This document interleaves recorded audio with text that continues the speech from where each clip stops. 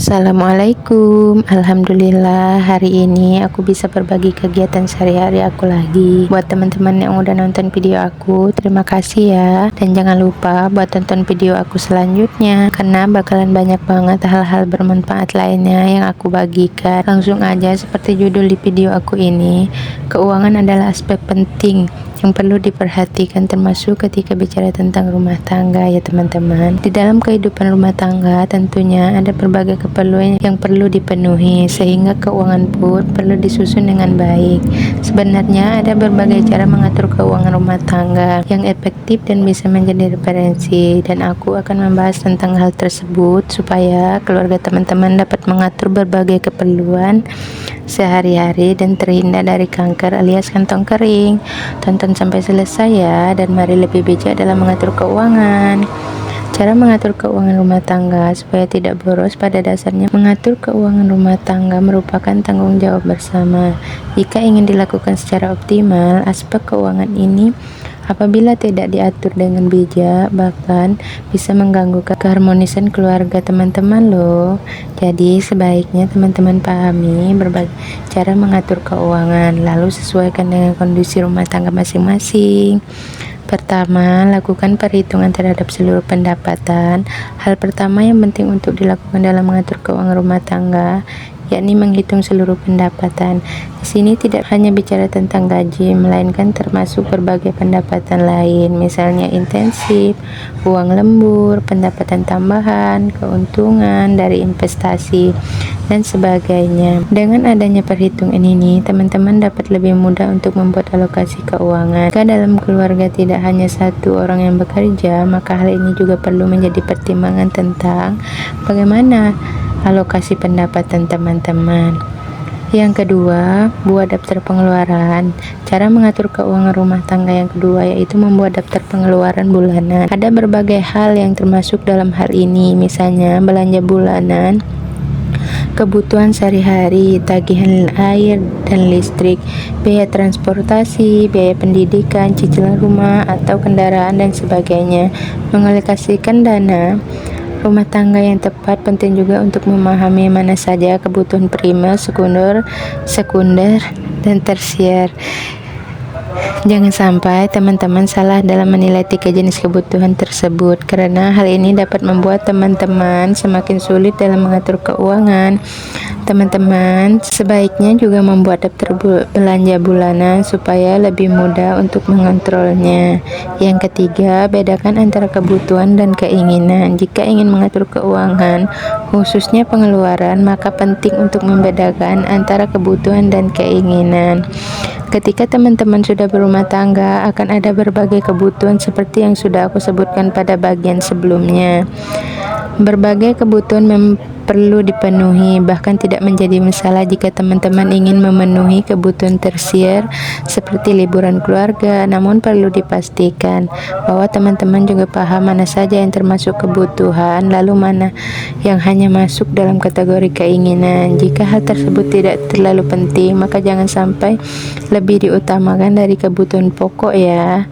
Pastikan bahwa kebutuhan keluarga telah terpenuhi dan dialokasikan dengan baik. Jika kebutuhan sudah terpenuhi dan masih ada alokasi dana, maka barulah bisa dipertimbangkan untuk memenuhi keinginan teman-teman untuk liburan. Terkadang banyak orang yang kurang bisa menilai dan membedakan kedua hal ini, termasuk aku juga ya teman-teman, karena aku juga manusia biasa yang terkadang juga suka hilap. Untuk menghindari kesalahan dalam alokasi dana, ada baiknya teman-teman berkomunikasi dengan pasangan atau anggota keluarga lainnya.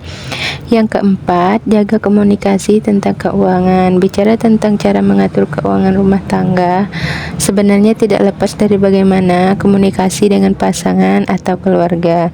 Ini adalah hal penting yang sebaiknya teman-teman lakukan dalam memutuskan berbagai hal tentang keuangan rumah tangga. Dengan adanya komunikasi dan diskusi yang baik, maka teman-teman bisa memutuskan tujuan bersama yang akan dicapai.